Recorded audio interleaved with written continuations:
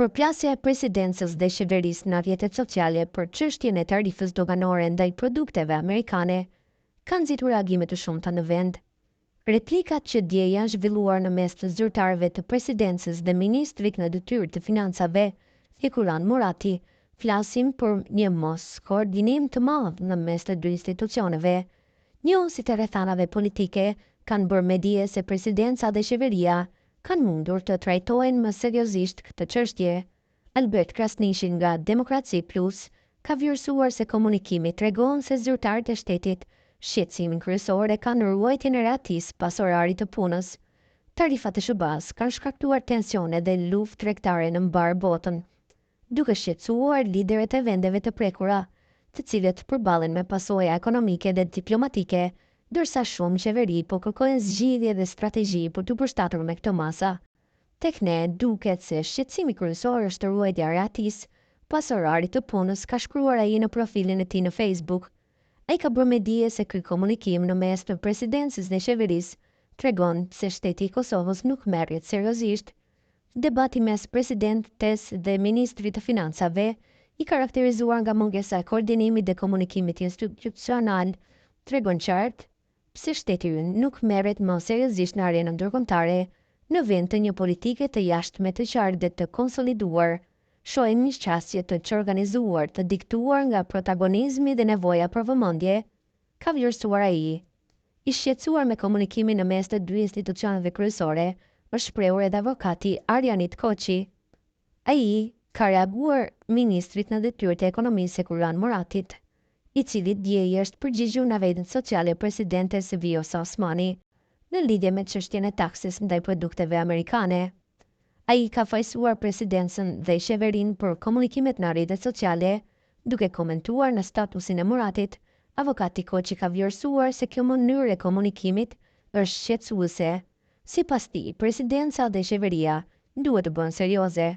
Për ne, qytetarët e zakonshëm, kjo mënyrë komunikimi është shqetësuese. Kushdo qoftë që ka faj, nuk mund të pranohet që komunikimi mes presidentes dhe ministrit më të rëndësishëm në qeveri të ndodh publikisht në kohë reale përmes rrjeteve sociale. Nuk ka hijeshi, nuk ka pesh, nuk ka ndjenjë shteti.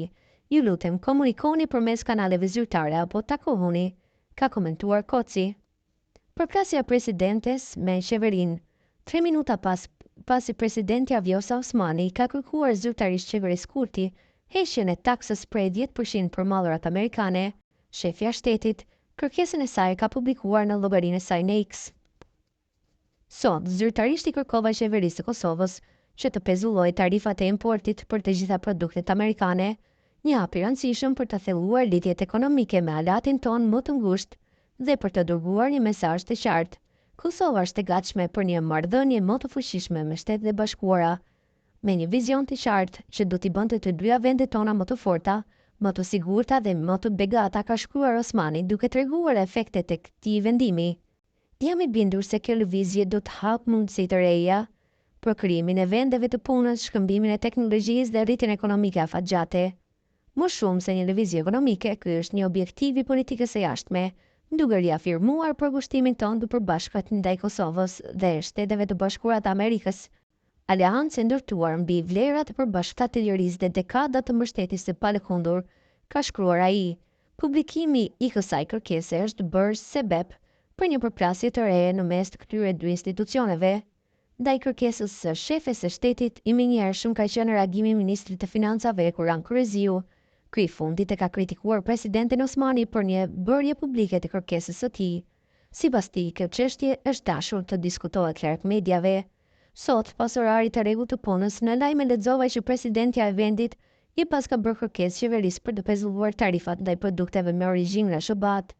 Kërkesa në email ishte dërguar në adresë të qeverisë më norm 17:35, ndërkaq kjo gjë ishte bërë publike në rrjetet sociale në 17:42 dhe 3 minuta më vonë. Secili shtet serioz këtë çështje i trajton larg mediave dhe publiku njoftohet kur të merret vendimi. Për më tepër, politikat fiskale bien në fushë veprimin e ekzekutimit, konkretisht Ministrisë Përgjegjëse për Financat, ka shkruar Murati në profilin e tij në Facebook. Replika nga presidenca për Muratin ka qenë e shpejtë dhe ashpër. Këshilltari për mediat i presidentes Bekim Kupina ka vlerësuar se ministri Murati është njeriu i fundit që mund të flasë për seriozitet.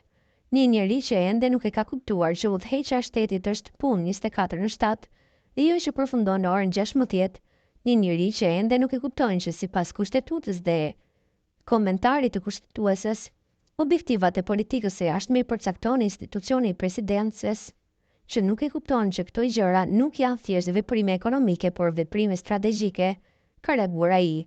Këto polemika reflektojnë ftohjen e raporteve në mes të presidentes Vjosa Osmani dhe kryeministrit të detyra Albin Kurti.